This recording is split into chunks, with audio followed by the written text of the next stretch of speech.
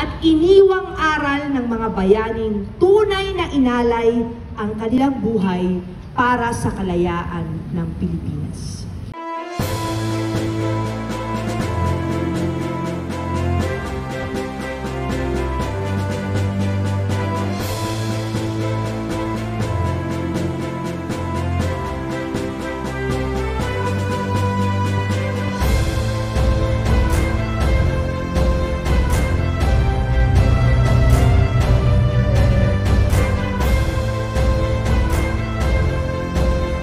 Nagpapakilala ng ating pag-ibig sa inyong bayan, ang ating matayog na panuntunan at hangarin, at ang malapad na habing pula.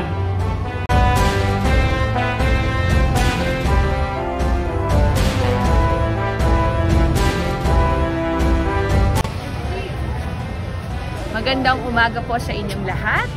It's August 30 at nandito po tayo syempre sa ating parke kahit holiday dahil meron tayong mahalagang ginugunita ngayong araw na ito. At syempre yan po ay ang kaarawan ng ating bayani na si Marcelo H. Del Pilar.